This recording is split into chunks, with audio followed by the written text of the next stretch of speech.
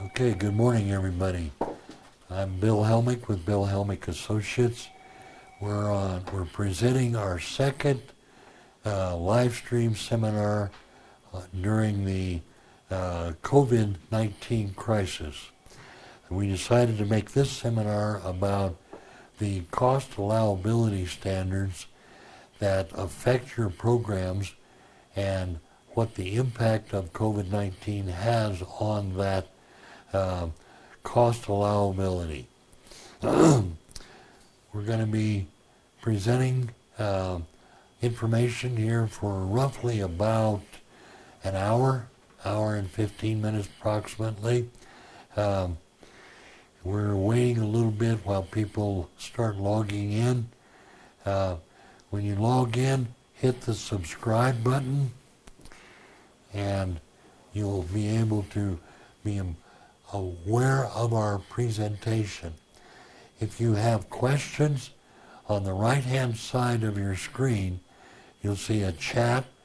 You can type in questions there. We already have one question which we'll answer here shortly. And down on the bottom of the screen, when you enter, there are some links to 3 pieces of information which are relevant. After this is over with, if you want to download those materials, you can go to those links and download the information. The 3 items that you have links to, one are the cost allowability standards, which are found in 2 CFR 200.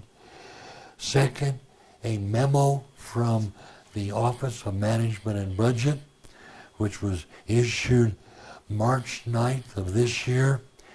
And third, a document from FEMA regarding purchases during the COVID-19 crisis that we're all facing. So, let's go ahead and get started. Let me give you a little bit of background about the material that we're going to be working with today. The super circular, as it's sarcastically called, 2 CFR 200 was published final form in December of 2013. There's a little bit of a history behind all of this. The original decree, I guess you would say, came out in 2011, where the executive branch and the legislative branch decided that there needed to be a simplification of the standards that apply to grantees and contractors throughout the United States. In 2012, early in the year, the Office of Management and Budget issued a notice in the Federal Register that they would be publishing a proposed rule. That notice of what they call Notice of Proposed Rulemaking is published in the Federal Register, as I said, and this is a document where the federal government publishes information, notices, proposed rules, final rules, meetings, etc. The only way you would have been known of that would be if you were to read the Federal Register, which is not something that many of us do every day. Anyhow, that notice of proposed rulemaking came out in 2012, and then in early 2013, I believe it was the first week of February 2013, the Office of Management and Budget, or acronym OMB, came out with the draft proposed rule. Now, one thing about a proposed rule that everybody should be aware of is that when it's in its proposed stage or phase, all of us throughout the United States have an opportunity to comment on that proposed rule. In this case, we had approximately, I believe it was 120 days till June 5th of 2013 to submit comments on that proposed rule. As it turns out, somewhat disadvantageously, only 3 tribes throughout the United States commented on that proposed rule. So, somewhat sadly, I suppose you could say, the proposed rule and the final rule, which eventually was published, does not reflect the input of a significant number of tribes. After the comment period expired, the federal government took all of the comments, and there were only about 320 comments submitted from all of the potential grantees.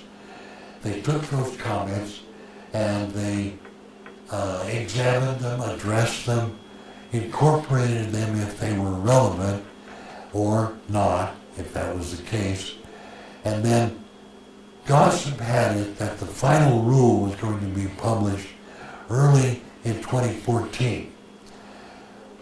Unfortunately, that didn't turn out to be the case. It was issued instead the day after Christmas, December 26th of 2013. Again, in the Federal Register, and again, I guess you could say that somewhat harmfully in the context of our being aware of it.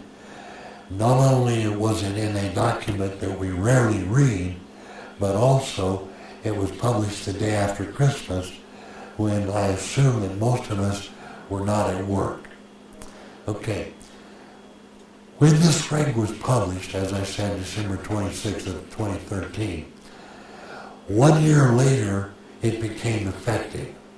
And in mid-December of 2014, all of the federal agencies issued a notice regulation that they had accepted and were thereby promulgating in their own regulations the OMB Circular 2 CFR 200. So each federal agency, not only do you have the OMB omnibus reg, but each agency has its own regulation as well. In most cases, the executive branch agencies adopted it in total with no exceptions or additions, and in a few cases there were some additions because of statutory law that applied to that particular agency. One of the key things that, and you can see on the PowerPoint slide there, you notice that the OMB Circular 2 CFR 200 superseded the previous OMB circulars. Prior to this document being published, tribes, states, cities, counties, colleges, and nonprofits were all subject to 3 different documents. For tribes, the documents were A102, A133, and A87. Those documents were all superseded by the new super circular. And as of the effective date, December 26th of 2014, A87 did not apply. So let me make a little note here. 2 CFR 200 Subpart E replaces A87. Now, what that means are a couple of things. One, if you look at your award document for all of your programs, those documents, whatever they may be, statute or regulation, are incorporated by citation by that award. So if you had an award, say dating 2012, in that document it would have cited OMB Circular A-87. Once the new circular took effect, however, A-87 was replaced, and subsequent to that effective date, any costs incurred from that time forward would be subject to Subpart E, the new circular. That would be one of the things that should be taken into consideration. A second thing, and I've noticed with looking at some of the tribe's award documents, you need to review your current awards to make sure that the correct circular is cited. I've noticed with some of the awards that they cited the superseded document. For example, it cited A133 as an audit standard when that's been superseded by the OMB Super Circular 2 CFR 200. So you need to review your old awards, or your new awards, to make sure that the correct citation exists. Now, in here, what we're concerned about is going to be Subpart E.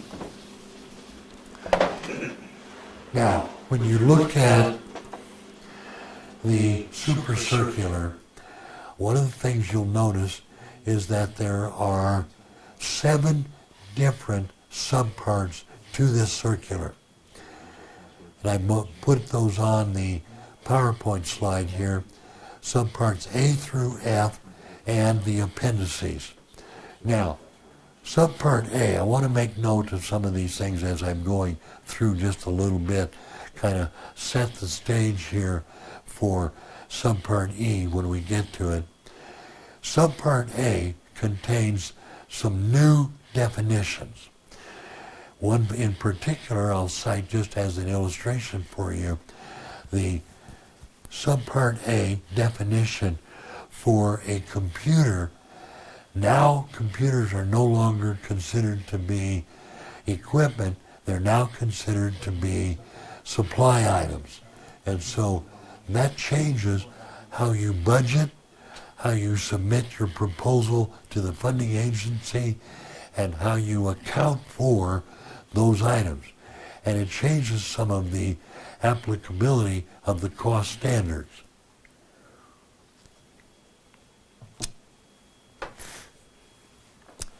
Subpart B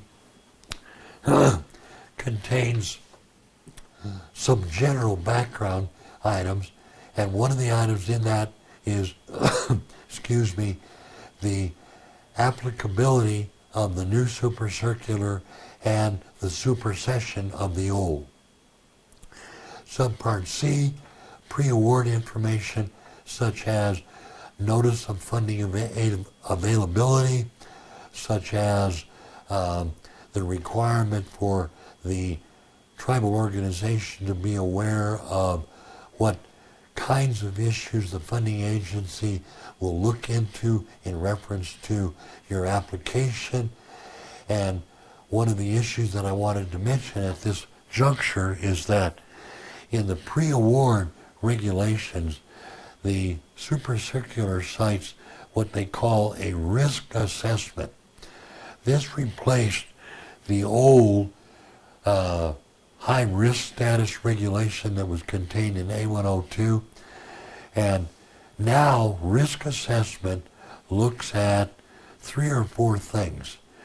Those things that they look at are relevant in reference to what we're looking at here. One of the things they look at are your financial history that occurred because of audits that you may have had in the prior years. It also looks at your management systems, and they will do a risk assessment based on those management systems.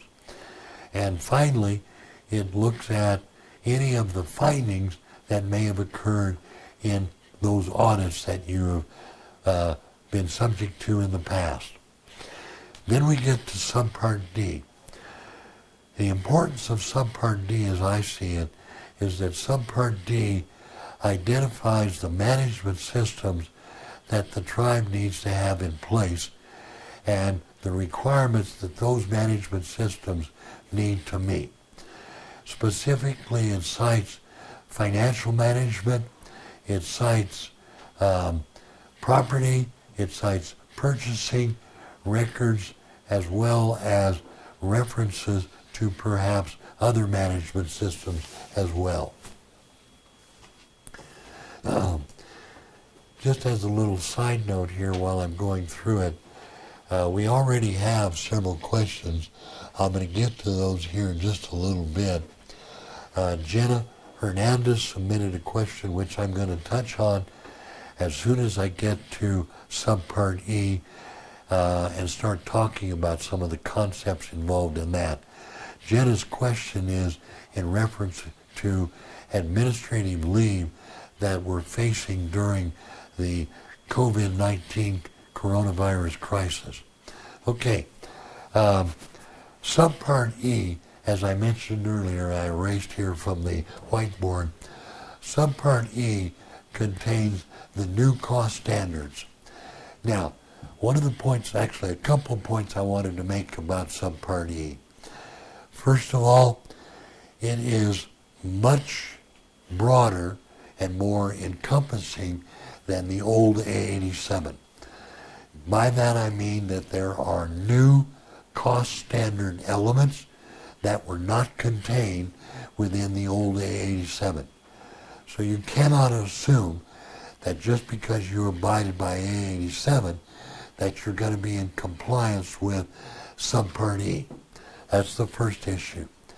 The second issue is that when you looked at Subpart E, you found that not only did they add new items, but they also revised some of the old ones. Just a somewhat sarcastic example, under A-87, there was a cost standard called Employee Health, Welfare, and Morale. When they rewrote that standard, it became instead Employee Health and Welfare. So to be sarcastic, I guess you could say that the new Subpart E eliminated morale as a cost allowable parameter. Actually, that's not entirely true, but the point I'm making here is that even the old cost elements in some instances were revised, and there may have been limitations inserted in those cost elements. Okay, the final subpart to the Super Circular 2 CFR 200 is Subpart F, which is the audit requirements. Now, somewhat kind of globally, I guess, you could say that Subpart F, most of its impact is going to be upon the auditor and the auditor's utilization of that information contained in Subpart F. There are a couple of features that are specific to the tribe contained in Subpart F. One, to be specific, is how does the tribe go about selecting the auditor and the auditor evaluation factors. The second is the tribe's right to make the audit report not public and to opt out from public disclosure on the Department of Commerce webpage. You'll notice in the listing of subparts there's also one other. There is a list of appendices 1 through 11. Not all of the appendices apply to tribes. There are two in particular that I wanted to mention. Appendix number 2, which has clauses for your procurements, and Appendix 11, which has the compliance requirements that are issued by OMB. Okay. Let's see here. Now, when we start looking at Subpart E, the first thing that happens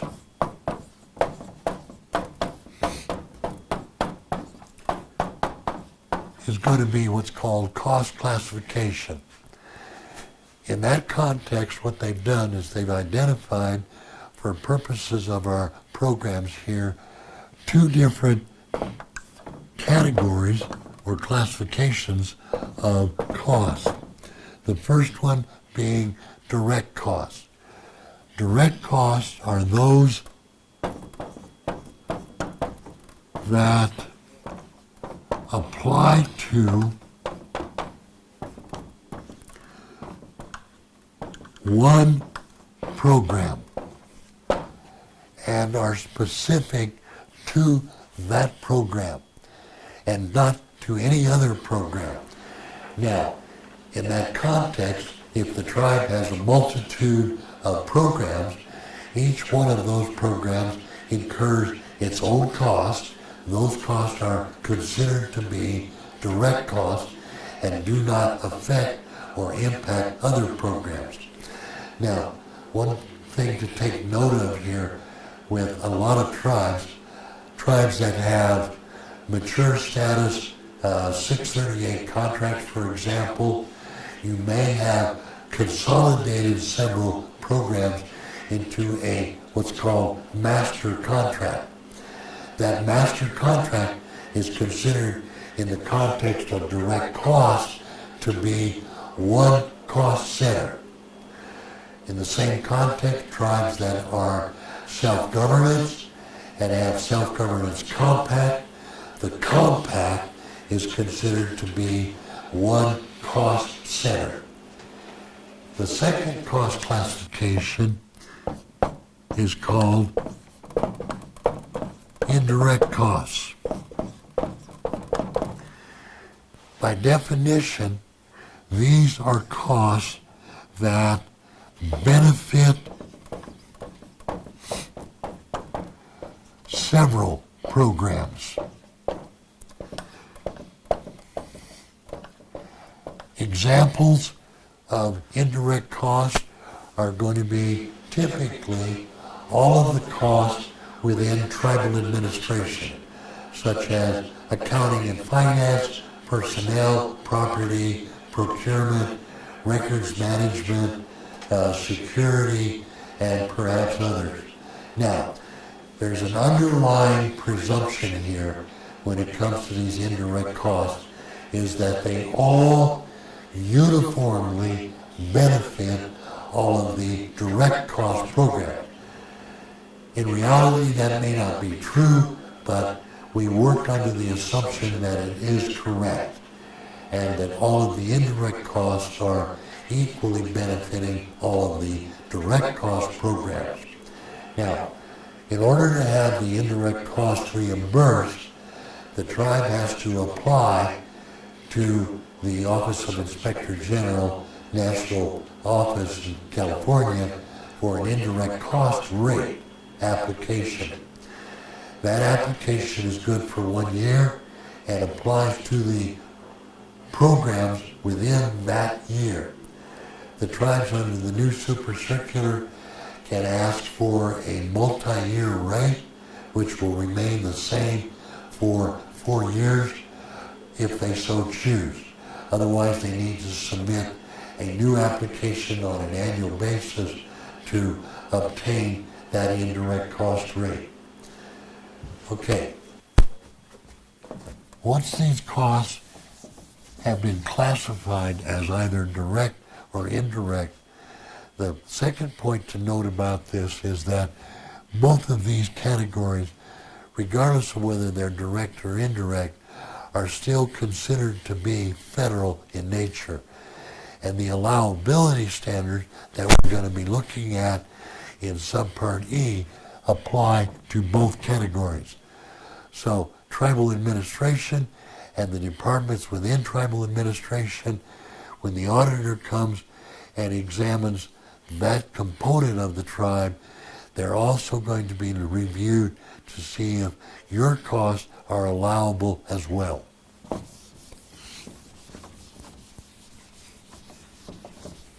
Okay.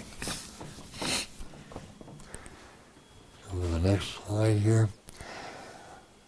One of the things that I wanted to stress when I looked at the Subpart E, when you identify and you examine Subpart E, it turns out that it's broken up into, aside from the cost classification, it's broken up into two broad categories. What they term as basic considerations, which are general standards that are applicable to every cost. And secondly, what are called specific standards for selected items. Now, the key thing I think to bear in mind here in reference to these two is that the basic standards must be read in conjunction with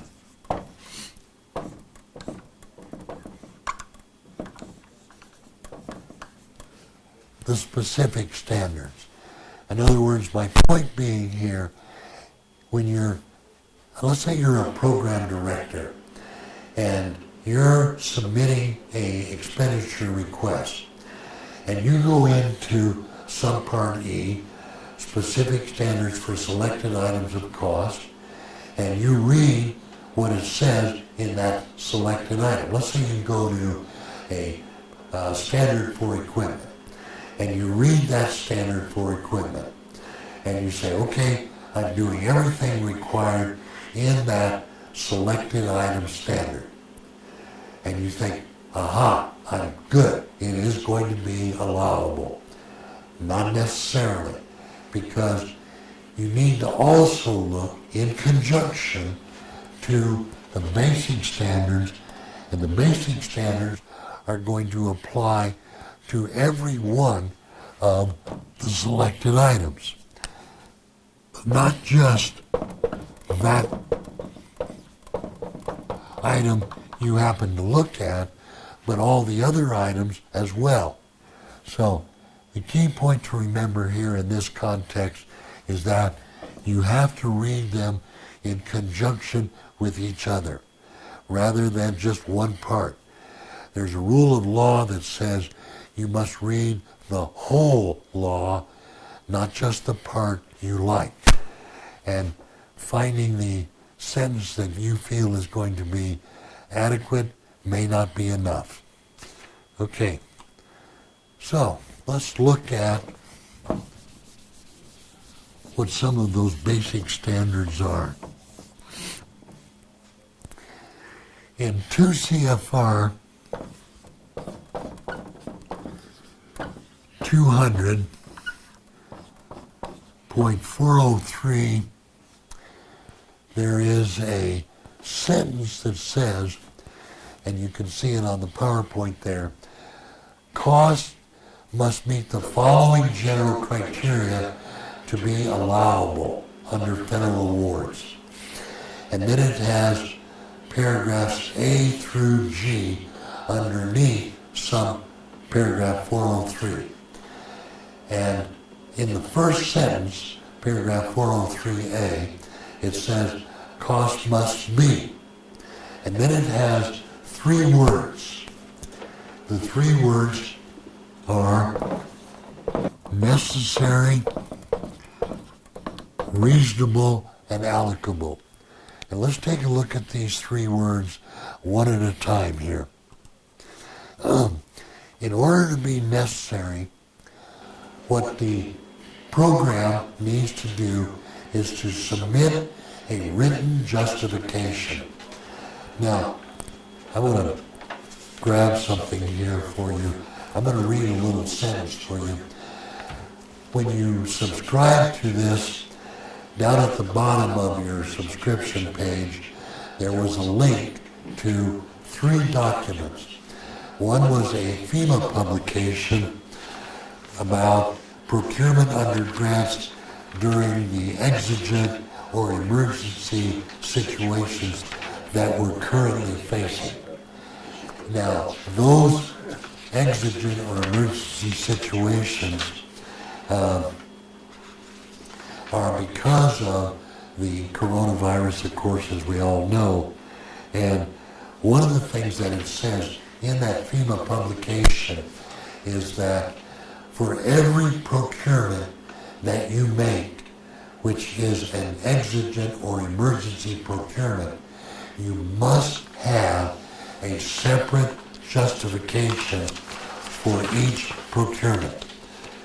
On the last page of this little link that I gave you here, it says a separate justification is required for each instance of non-competitive procurement. Why is that necessary? Or why is it needed?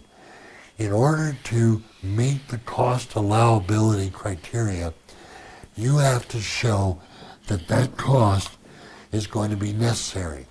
In order to do that, we have to justify that expenditure. So the first thing that you would do in this regard would be to submit in your request for disbursement a justification. In that justification, be sure you include at least three things. A description of what you need. And in doing that, say why. Most of the time, when I see a program submit a request for disbursement expenditure request, they describe what they want to buy, in other words, what, but they don't say why. Without the description of why, you haven't identified the need. The need is the justification of the necessity of the procurement. For example, let's say that you need to buy a piece of equipment, and I'll use this in particular kind of to illustrate a point. Let's suppose that in the prior year, you'd also bought that same kind of item. Now you want to buy it again. Why do you need to buy the same item a second time? Why can't you use the item that you bought last year since the two of them are the same? Why are you buying it twice? Well, maybe the item that you bought in the past, let's say it's a computer, no longer is capable of handling the data files that you're working with because of obsolescence. Or maybe the item that you have has worn out because of repeated use in the past. So you need to describe in that need why. Okay, the second thing that you have to describe is relevance. And relevance in this case means how does it relate to your scope of work, the functions, the tasks, the activities that you're going to perform. How is it relevant to what you're doing? For example, I know this is somewhat of a humorous illustration. Bill, where can I find the link? At the bottom of the In the description. Of the description. They can find the link in the description below the video.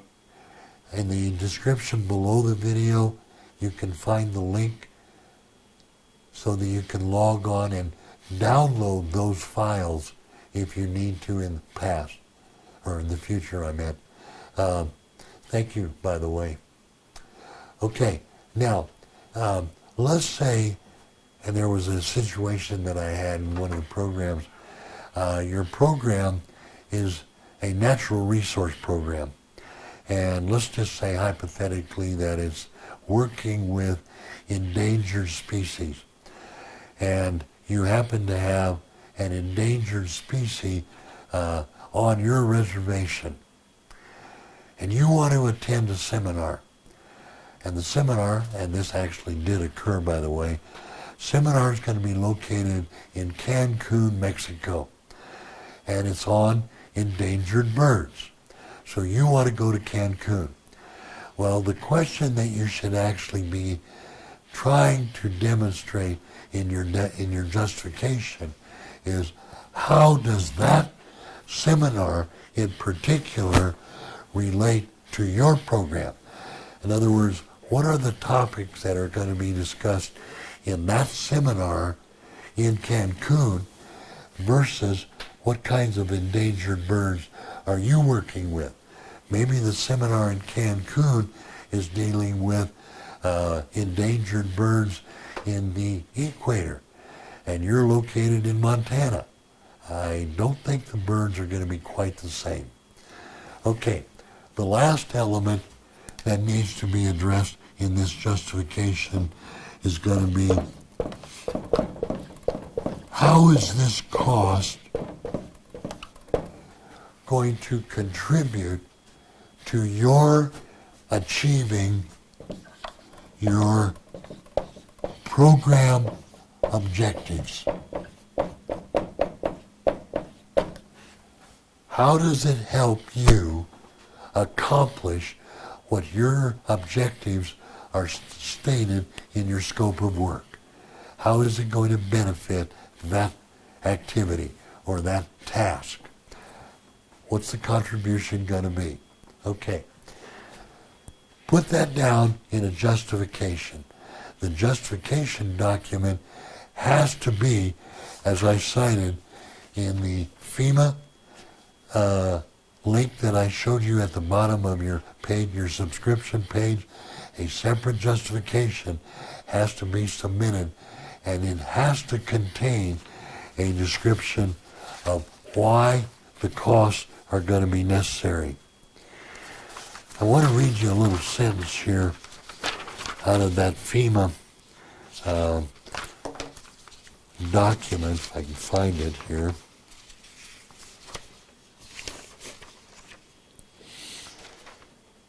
Okay. It says, FEMA may review a tribal justification for exigent or emergency procurement to determine whether it warrants an exception to competitive procurement. FEMA goes on to say, FEMA may disallow all or part of the cost if the justification is not appropriate or containing the necessary information. So they are going to be looking at this kind of stuff, and it could result in a disallowed cost. Okay.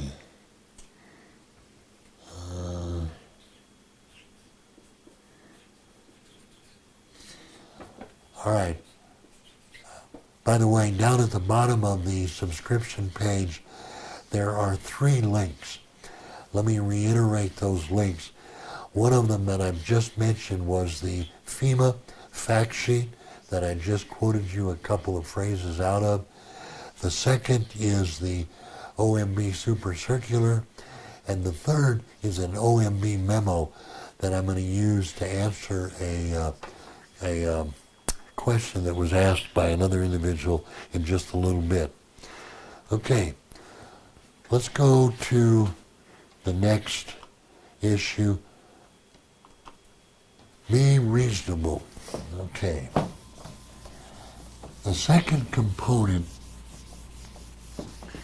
of the basic considerations that you have to justify, I'm going to write that word again. You have to justify reasonableness. Now, in order to do this, again, you need to submit as part of your request for reimbursement a justification document. Now, I'm not trying to suggest that you need to have a justification document for necessity, a separate one for reasonableness, and a separate one for allowability. All of those justifications can be combined into one document. in the justification for reasonableness, one of the things that they ask you to do is to show comparability or comparison analysis. Again, in the FEMA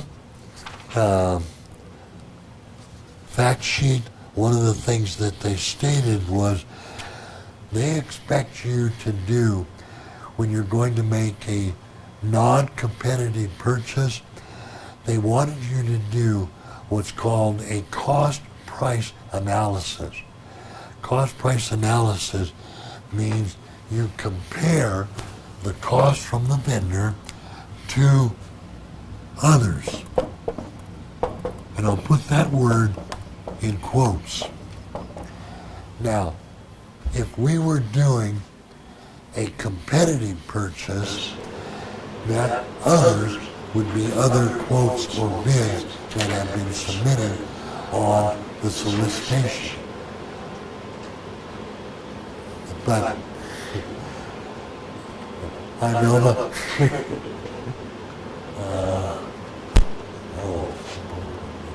okay. I had a couple of you watching this just to say hello. It's nice to hear from all of you that I've met in the past. Velma Begay and Laura Ward. Hi, back. I wish I could be traveling. Unfortunately, I'm restricted at home, or shelter in place. Luckily, I at least have cameras here and I can do this. Okay, hi to Indian country out there. Thank you all. Back to the comparison analysis. With competitive,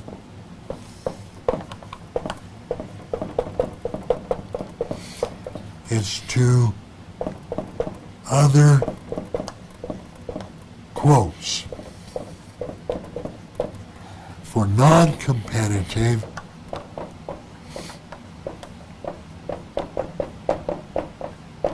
we're using history and the marketplace. That's what you would look at. And you're asking whether or not the cost, in this case it would be on a sole source purchase, is comparable to what you would have had to pay.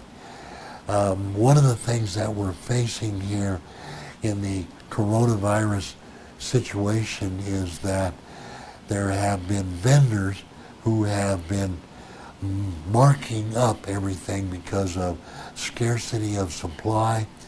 One of the stories I heard that one of the purchasers, let's say at Costco, went in and bought cases after cases after cases of toilet paper, and then were then selling those toilet paper rolls, one roll at a time.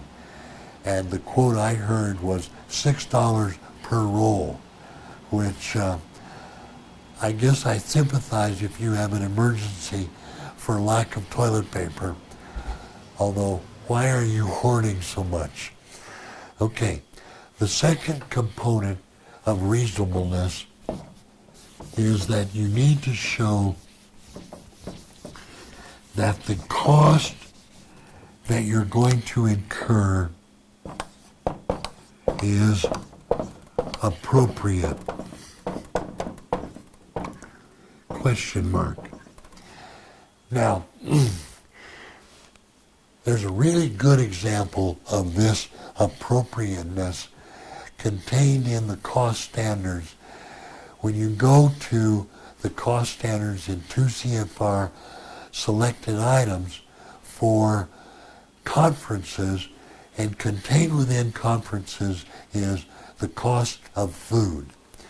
One of the criteria that you have to show in order to make food costs or meals is that the cost has to be appropriate for the existing circumstances per the circumstances. Illustration for you. Is it appropriate to incur a cost for meals if the meeting is going to start at 8 o'clock in the morning and end at 11:30? And after the meeting is over with, everybody leaves and could go to wherever they can find food. Of course, right now, all the restaurants are closed. Now, given what I just said, is it appropriate for a meeting to be able to incur costs for meals when restaurants are closed and all you can do is get takeout? Perhaps it is, and that would have to be incorporated into the justification document. So the circumstances or the mitigating circumstances will dictate whether or not the cost not only is reasonable, but within that context of reasonableness is appropriate. The last element of the basic considerations, or the last general criteria, is allowability. Let me go to the... In this case, you're looking at 4 sub-factors here. The first one of which is, which program do we assign this cost to?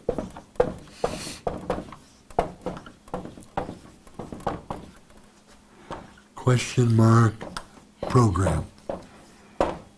Now, one of the things that tribes face oftentimes is that you've got a multitude of programs, and one of the programs needs something desperately, but they don't have enough money. They're a poor program.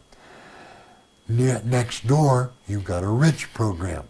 They got lots of money, and they're not using all of their money. So why don't we borrow from the rich to pay for the poor, i.e. the Robin Hood concept? Can't do it because it's not appropriately assigned to the rich program. And when you look at that assignment, the key factor you look at is who benefits. And so the assignability of cost is predicated upon who the beneficiary is. Now, one of the things that's going to occur here in reference to that benefit, and there may be circumstances where there are more than one.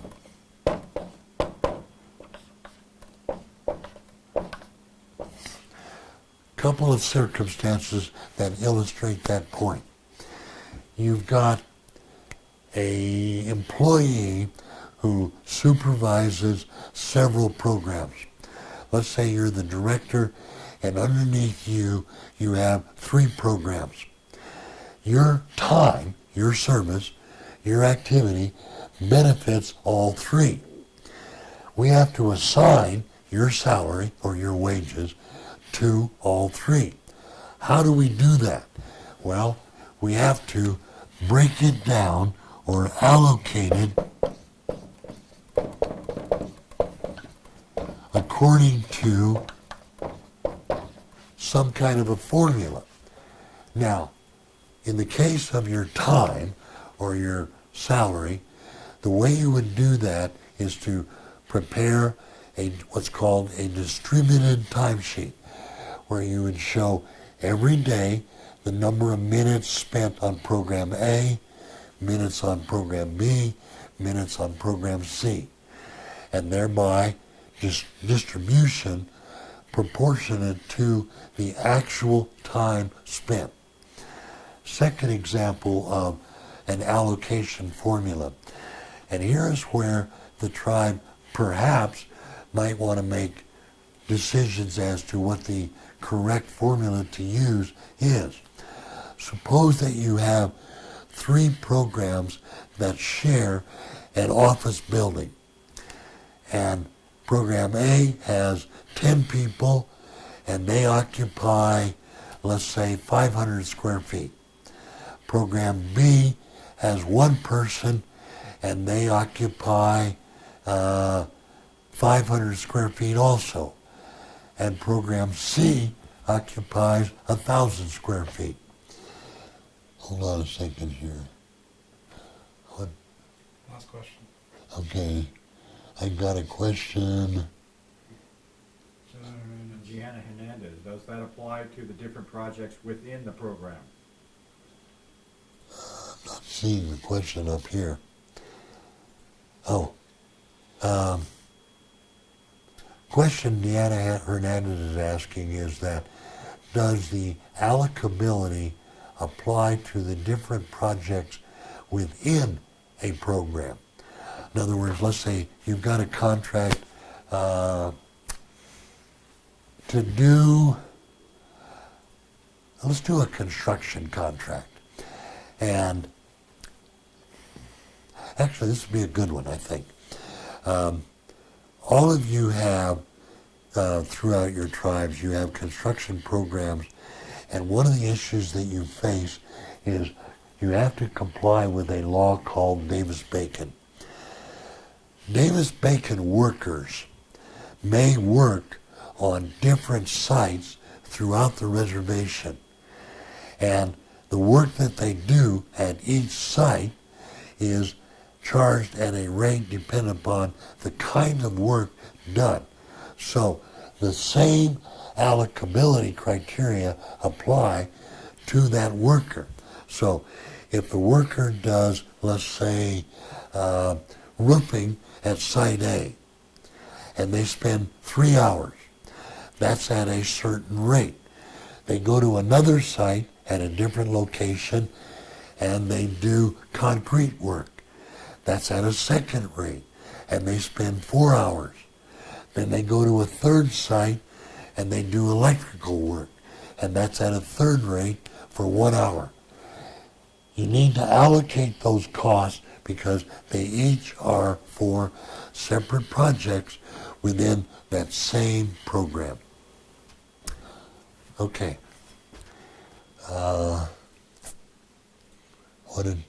Bottom one. Bottom. Is a written task or list of tasks complete accompanying the time spent as justification? Velma's question is the listing of tasks in the submission complete justification. It is justification perhaps of the allowability if you do the distribution. So I need to put that word up here. Distribute. However, just listing the task does not justify the other factors of necessity and reasonableness for each of those tasks.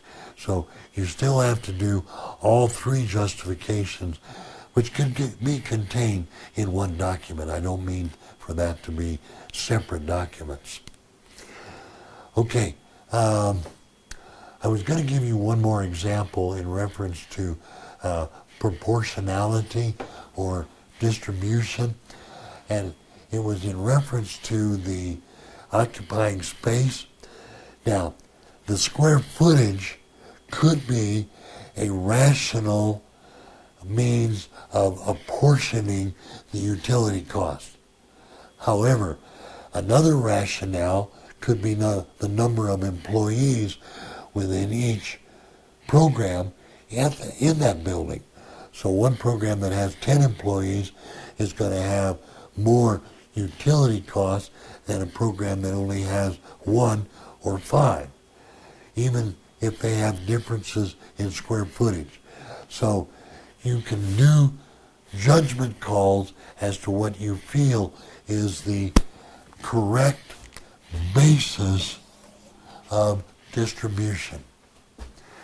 Okay, these three factors, necessity, reasonableness, and allowability, represent the three main things that you need to respond to. contained within paragraph 403 under the basic considerations, there are also several other things that are mentioned. And I'm just going to touch on these somewhat briefly here. Excuse me. You need to make sure that you comply with the laws that apply to that program. Legal conformity. In this case, it would be all of the laws that are cited in your award or any of the laws that are in your terms and conditions. Second point, and this one's somewhat interesting, the term consistency is used twice under basic considerations. One of the consistency is how you account for the cost. Therefore, if you charge it to materials and supplies in January, then you probably ought to charge it to materials and supplies in February, March, etc. Consistent accounting classification. The second one, the one that I find a little bit more important in some respects, is consistency with policy that applies uniformly throughout the organization. And one of the things that I see happening here is that the tribe's policies that you have may not be consistent throughout. For example, your procurement policy might not be consistent with travel or vice versa. Your travel policy might not be consistent with your HR policy. Okay. Lindsay has asked a question here. If you don't mind, I'll read the question. With the new circular, would a tribe be able to charge salary costs to a federal program even if they are unable to work on that project during the COVID-19 emergency? Lindsay, we also had a question from another individual, Jennifer Hernandez, and I want to read Jennifer's question because both of them are relevant to the same issue. Jenna's question is, does the new cost standards apply to what she called administrative leave that you might incur? So, both of these issues are because of COVID-19.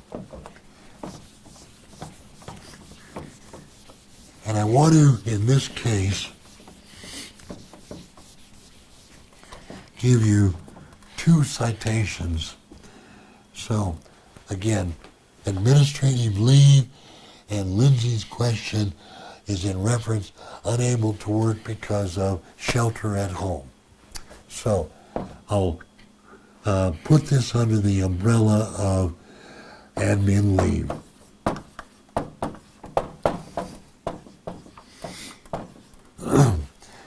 Okay, when you signed up, one of the things that I did is I gave you 3 links.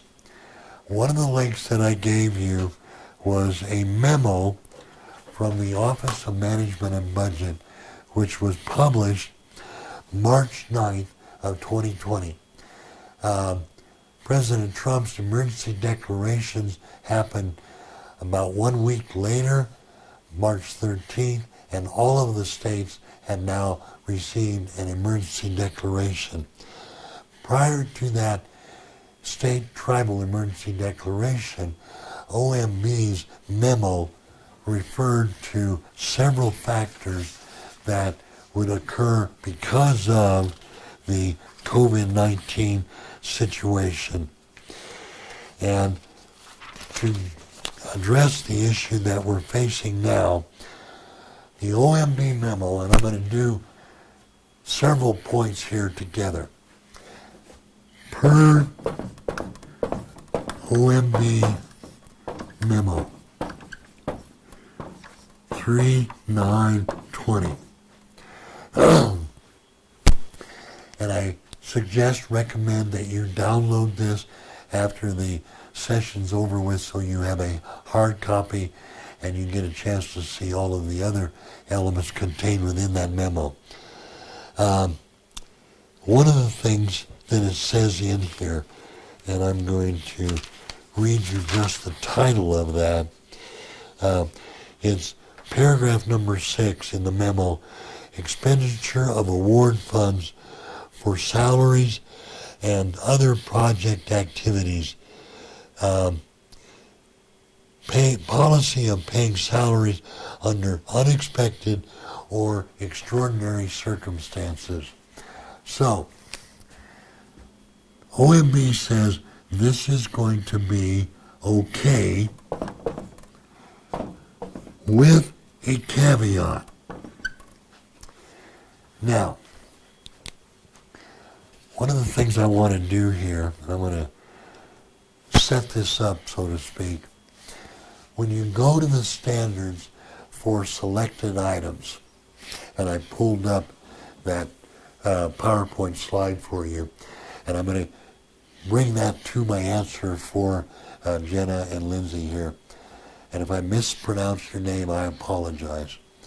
All of the selected items are found in 200.421 through 475.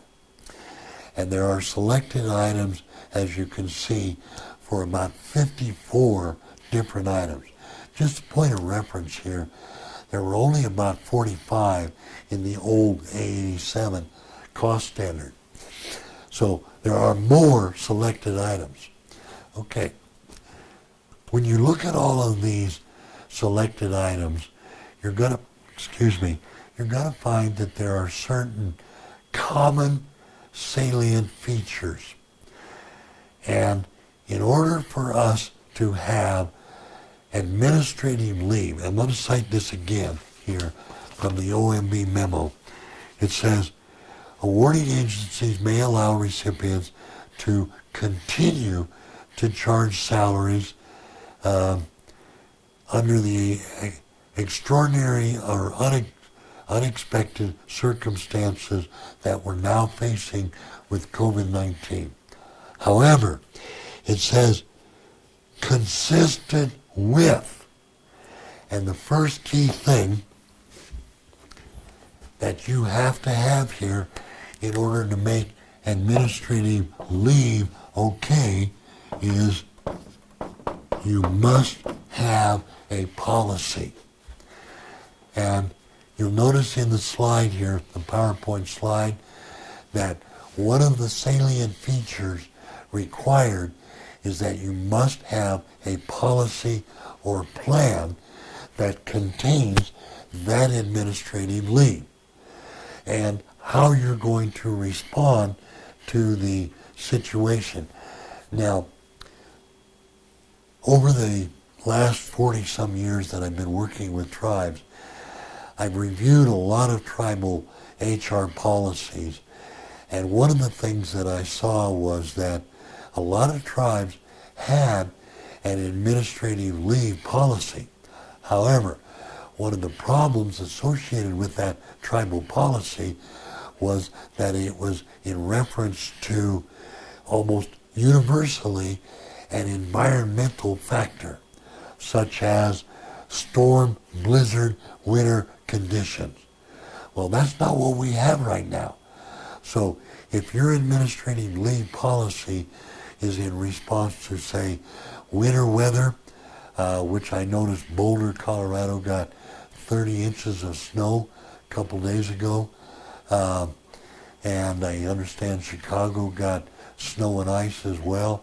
Okay, administrative leave is applicable there, but it's for an environmental disaster. Tornado would be another example. But for what we're facing now, you need to amend the policy to ensure that the policy includes in the definition exigent or emergency circumstances, which was what OMB was alluding to. Consistent with your policy for the extraordinary, unexpected circumstances. Now, interestingly enough, in also the link that I showed you for FEMA, they have a definition, and in seminars that I've done in the past, those two words, exigent or emergency, there is a federal definition. I had a funny circumstance in reference to a tribe in Montana a while back. One of the employees within the organization did a sole source purchase, and it happens to be for toilet paper again, when they ran out of toilet paper. Running out of toilet paper is normally not considered an emergency. An emergency has to meet the federal definition. So,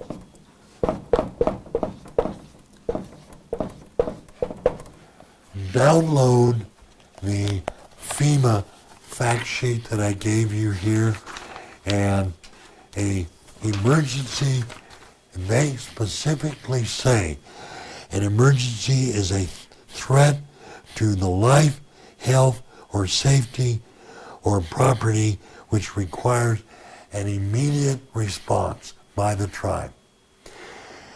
An exigent situation is the requirement to avoid, prevent, or alleviate serious harm or injury, financial or otherwise, by the tribe, which you would not be able to do if you were to incur the delay with a competitive procurement.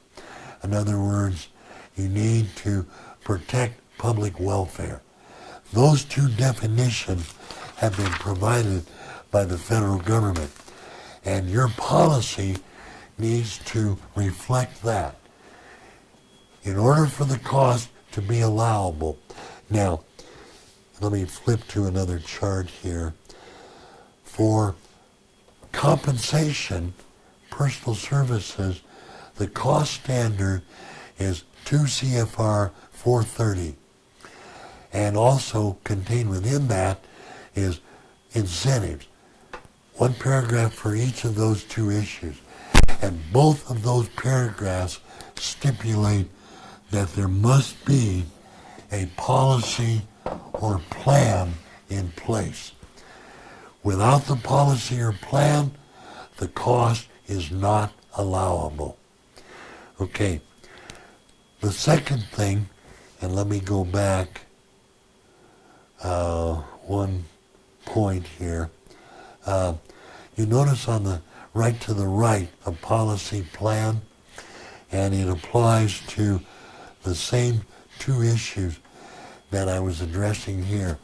For compensation and incentives, for administrative leave, and again, I'll go back to the OMB memo. The memo used the word consistency.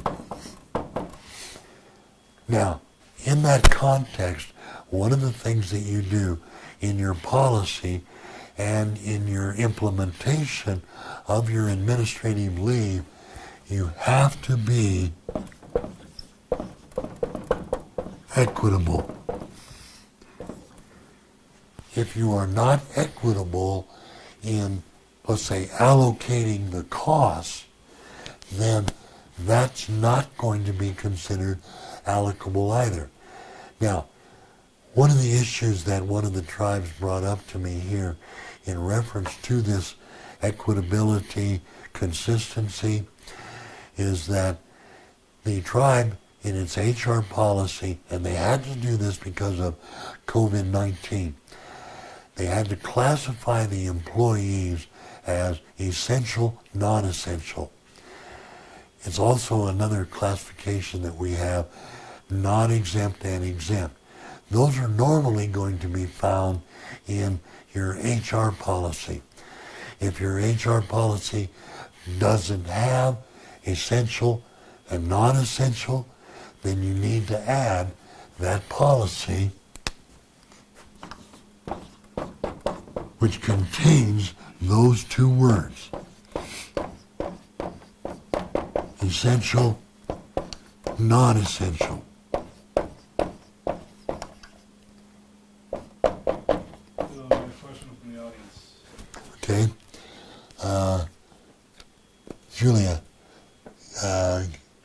Geffroy, when updating the policy, when referencing the FEMA definition be okay? I would suggest, Julia, that not only the FEMA directive, but also referencing the cost items that I'm talking about right now. For example, where it says personal services 200.430, contained within that citation, it actually says you need a policy. In 200.431, administrative leave, that's a fringe benefit. Cite 200.431. Cite the FEMA directive and the OMB directive. Make sure, and the reason you need to do the FEMA and the OMB directive is because of the emergency exigent circumstances.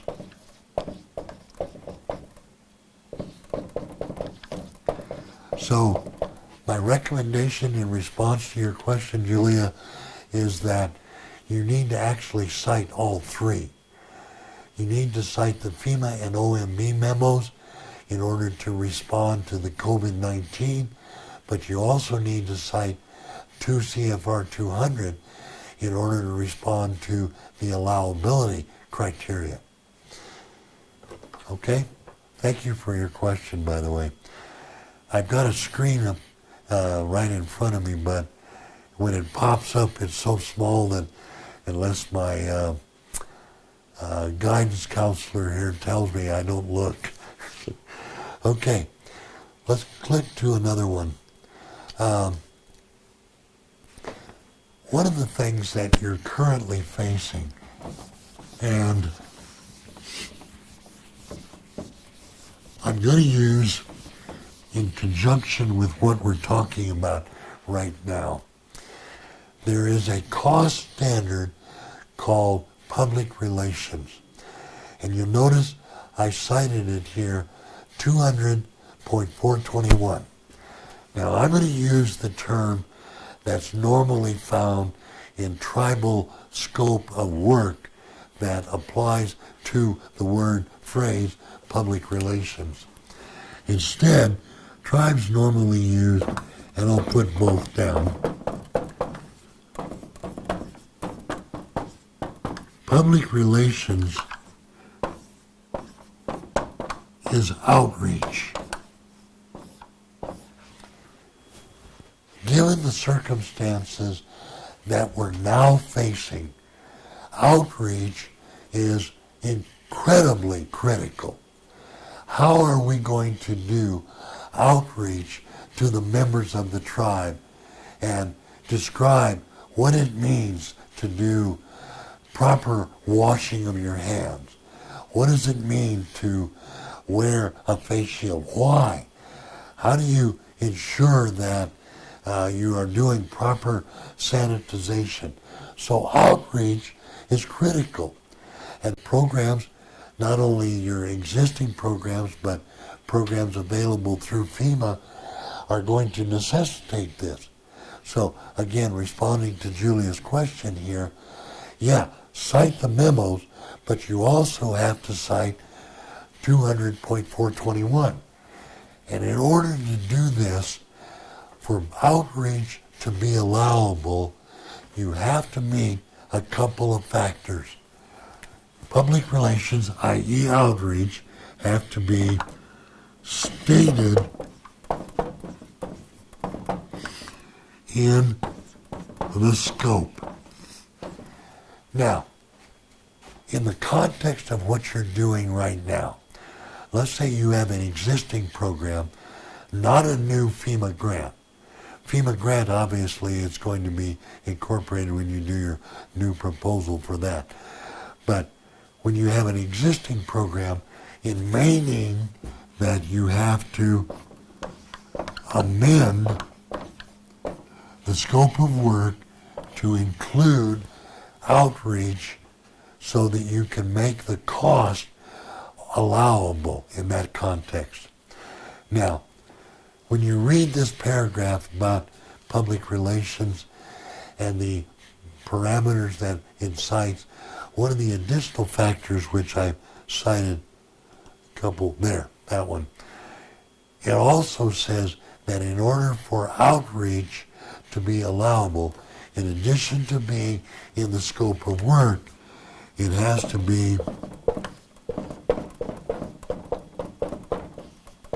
specifically described.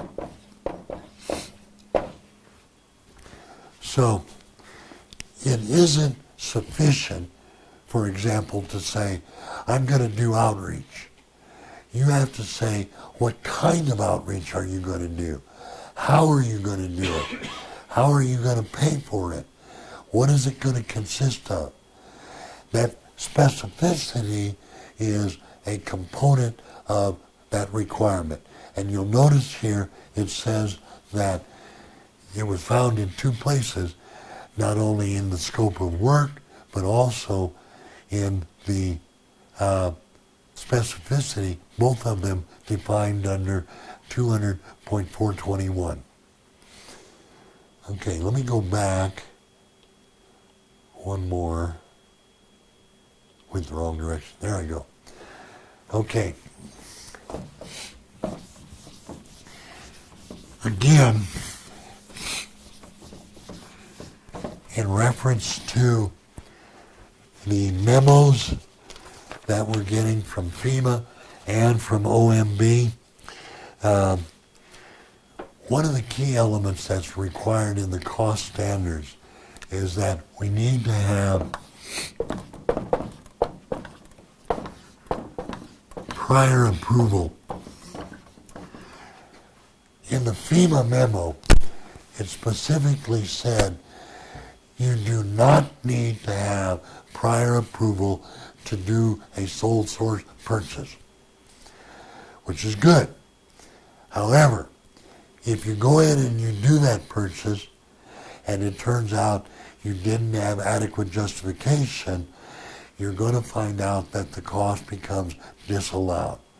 So it may be expeditious for you to check and try and get concurrence from your regional Indian desk FEMA person as to whether or not it would be okay for you to do that. Prior approval has a definitive meaning. Obviously, the word prior means you have to have that approval obtained before you do the transaction. The second aspect of approval is that that approval must be in writing. Verbal approval on the telephone is not acceptable. You have no proof that you've obtained that permission. So you must obtain it in writing. Now, emails are considered in writing, but advice, print the email. You've got to be able to prove it to the auditor later on that you did get written concurrence. Okay, the third thing, prior written, is that the approval has to have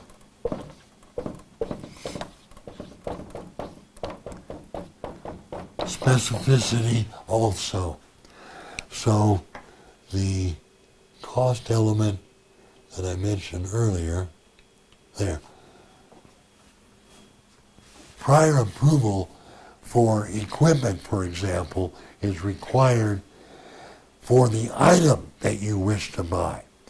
Now, this is going to apply to the circumstances that you're now facing with COVID-19, where you're doing sole source purchasing and you need to buy equipment, let's say PPE, personal protective equipment, and you're doing it sole source for distribution, well, specifically enumerate in the requisition what it is you're buying, who the vendor is, and the quantity.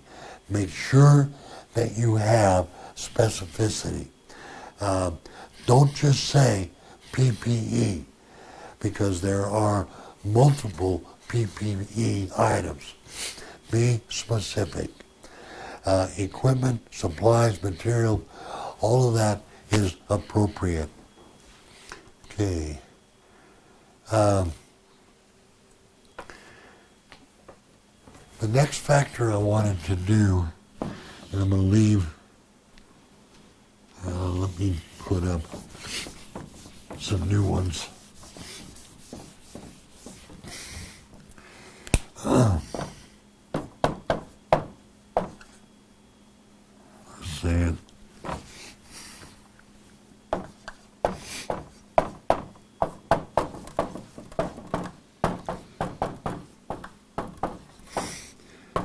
I used the word criteria.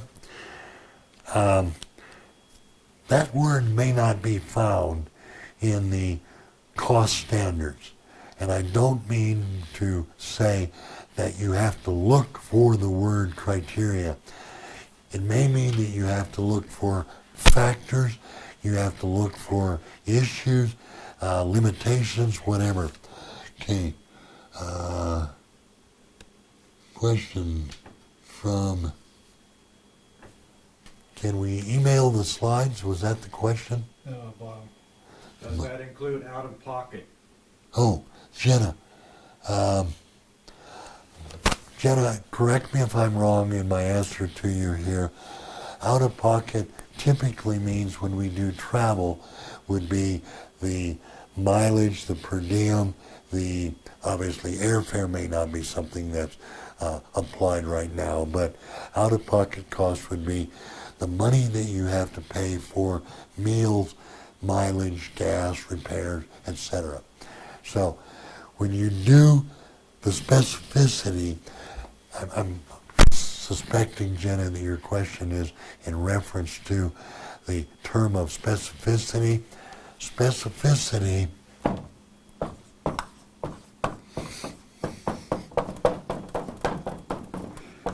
includes out of pocket.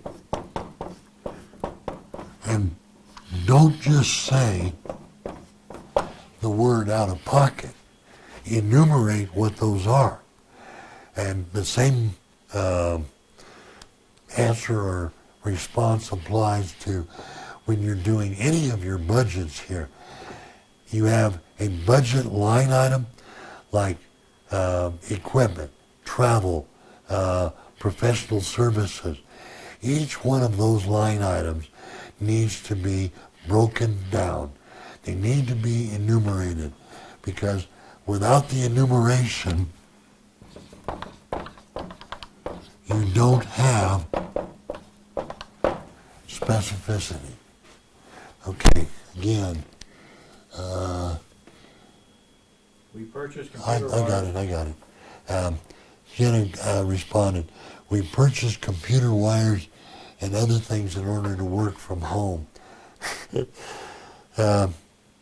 Good. You have a computer at home. You need to be able to hook it up. You need to have the infrastructure. Well, some of those wires are not cheap. The adapters are not cheap. You should see my little in-home studio that we've got here, the cameras that we set up, the tripods for the cameras, the adapters, the lavalier mic that I'm wearing. That happened to be, by the way, an expensive item just to do that. You would need to enumerate that mic, which is obviously a wire. Yes. Otherwise, it's not going to be an allowable cost. So, thank you. listed criteria. I want to do this one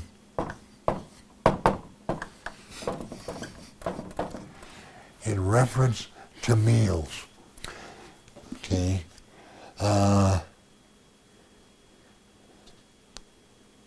What Jenna's comment was, they are not. I'm not understanding your comment, Jenna.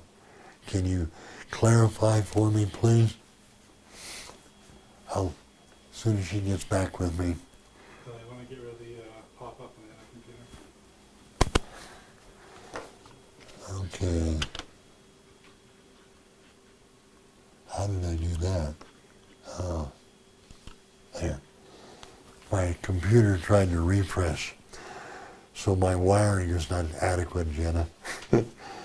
Okay.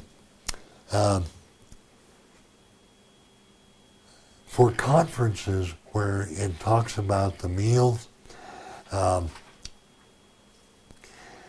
are several factors that are listed in that paragraph 432 that you have to meet. I mentioned one of them already earlier, that the meal would have to be appropriate. In addition to that, in order for a meal to be an allowable expenditure, obviously it would have to be reasonable, which is a general criteria. But one of the key ones that I found about meals was that in order to be allowable, the meal had to be a dissemination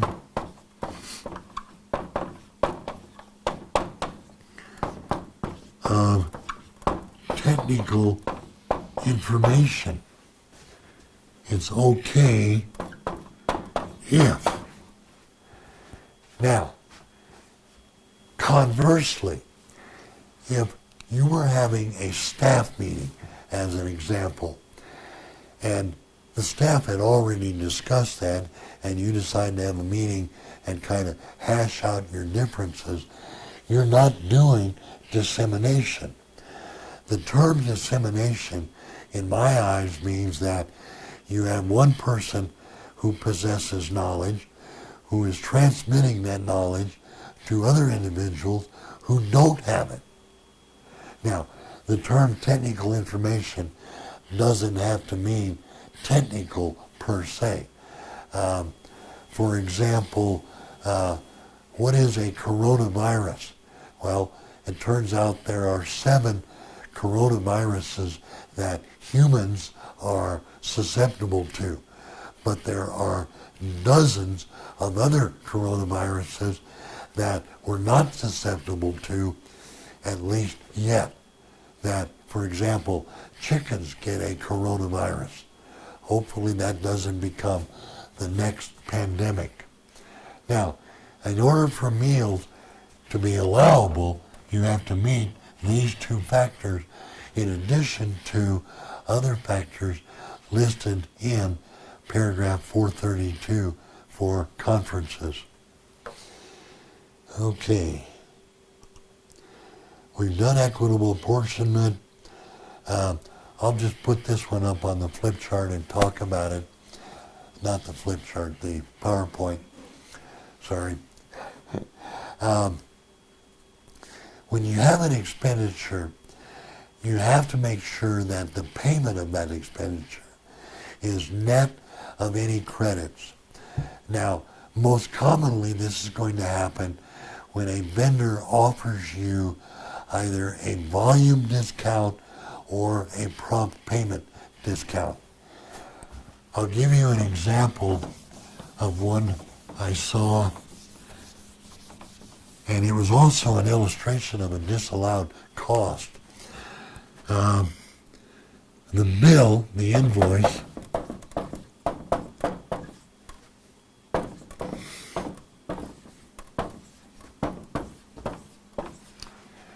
this was in a major city in the Midwest.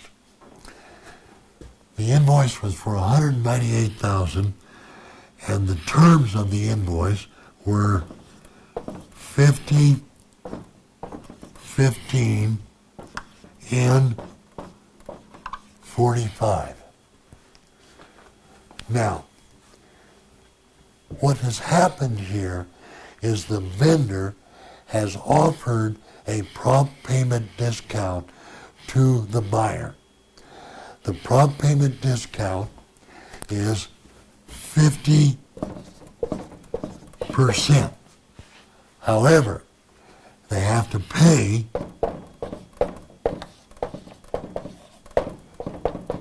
in 15 days. Otherwise, you owe the full amount in 45 days. Well, the buyer, in this case, took the discount, but paid it in 45 days. Which obviously the vendor said, no, you can't do that. The vendor sued and they won in court for the additional amount. So what should have happened is the buyer should have paid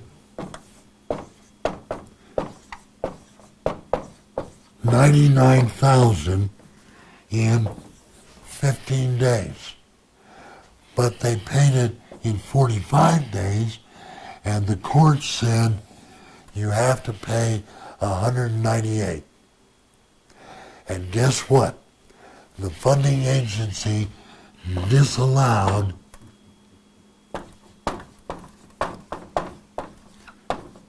the extra $99,000, which the city took out of their grant. And the funding agency, and I won't tell you what the city or the agency was, became a disallowed cost. When you pay your bills, take the credits. Okay, next one. There's two laws that I wanted to mention here that, and I'm going to do a kind of a little parenthetical comment here.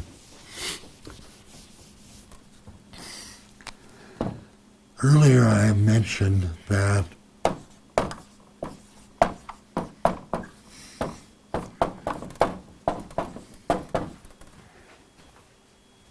you need to take a look at your policies. You need to, because of the situations that we're currently facing, COVID-19, but also because of 2 CFR 200, the new super circular, you need to update your policies. So we have two reasons for COVID-19 and per 2 CFR 200. When you do so, there are a couple of laws you must comply with. The Fair Labor Standards Act, which was the overtime law. And you'll notice I gave you a citation on the PowerPoint. For the first time, we have an explicit statement in law that says we must comply. Well, in order to do that, we have to take a look at our HR policy. And the HR policy has to ensure that you comply with the Fair Labor Standards Act requirements found in the FLSA regs, 49 CFR 515 through 585. Okay, that's one. Secondly, and you'll notice there in the PowerPoint, I cited travel law. Interestingly enough, when you look at the federal citation here in 200.474, And what it does, and I'm going to do this with a little kind of pictorial.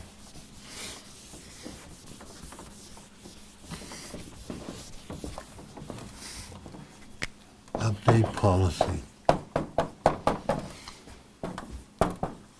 When you get an award and it cites 2 CFR 200,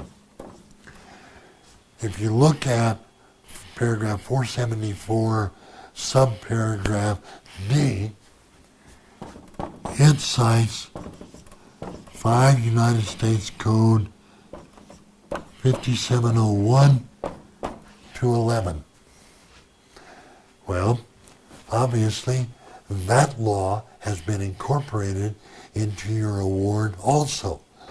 But what you may not have realized, when you go to 5701 to 5711, it incorporates another law, 41 CFR Part 300 and 301.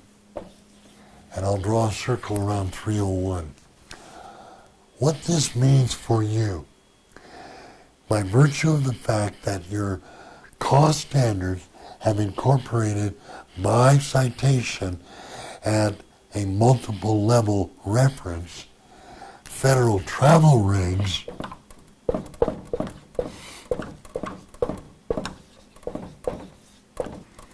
your policy has to comply. Now, given the circumstances that we're currently facing, one of the key features which I have found to oftentimes not be in tribal travel policy is a section found in Part 301 which talks about what's called emergency travel. Your policy needs to incorporate that feature.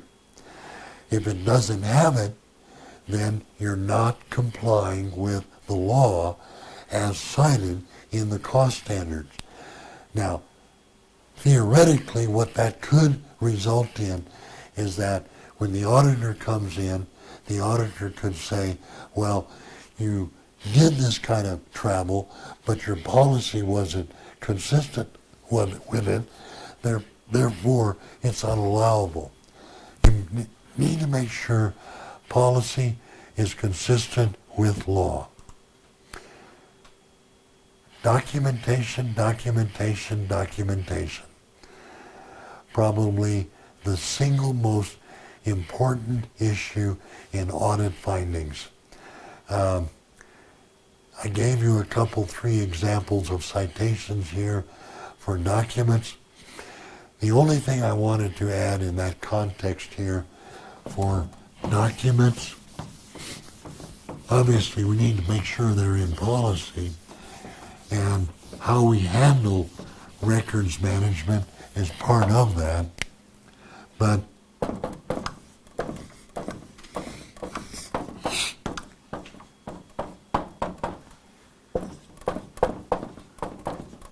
this is the phrase, paper trail of the history of the transaction. Meaning that if I looked at your paper, I would be able to follow the trail by looking at a sequence of documents of everything you have done. If there's a piece of paper missing, it has the connotation that something might not have been done quite correctly. One little piece of paper missing may result in an audit finding. Okay, last kind of bringing everything kind of culminate here. When you look at the new cost standards, you're going to find that there are several items that are explicitly stated as being unallowable. Alcohol, unallowable. Entertainment, unallowable. However, you're also going to find that contained within a cost standard item that you would normally consider to be allowable, there may be caveats, let's call them, where that cost becomes unallowable because you didn't comply with a listed limitation, or you did a non-compliant activity. To give you an example, a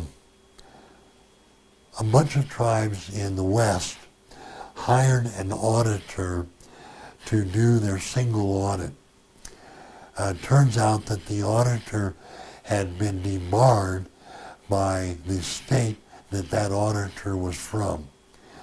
The audit report that that auditor submitted did not meet the standards in 2 CFR 200 Subpart F.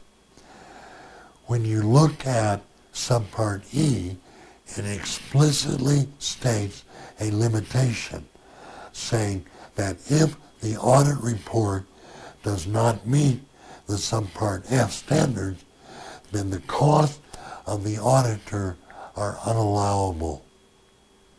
That's one example. Another example, and this I realize is probably fairly rare, but it has happened. A village in Alaska hired an individual and they paid the relocation expenses of that individual to come from back in the east to the village in Alaska. And the individual, I guess you could say, was a little bit shocked by what they found. And they left after about 6 or 7 months. It turns out that there is a cost standard that says if the individual leaves before 12 months, the relocation expenses are unallowable. So the cost became disallowed. It turned out that was over $5,000. All because the guy didn't stay. So be aware that even a normal allowable cost may contain caveats that may be unallowable. Okay, that concludes our discussion. Have we got any more questions that have been raised? Okay, well, you'll find this live stream will be on our webpage site, billhelmichassociates.com, and you'll be able to pull it up in the future. You'll also be able to pull up the links that I mentioned, the 2 CFR 200, the FEMA memo, and the OMB memo. If you would like for us to respond to any questions that you may have in the future, please shoot us an email and we'll respond directly to your question. It doesn't have to be in conjunction with this live stream. We'd be happy to answer any questions that you may have. I know I have done so in the past, and with stay-at-home orders, that's probably going to be the only way we can communicate now. I'd like to say hi to all of you that have paid attention here, and thank you, and hope to see you soon. Be safe.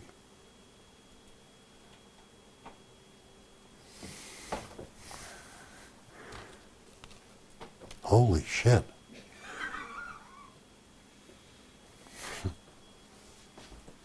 An hour and 45 minutes.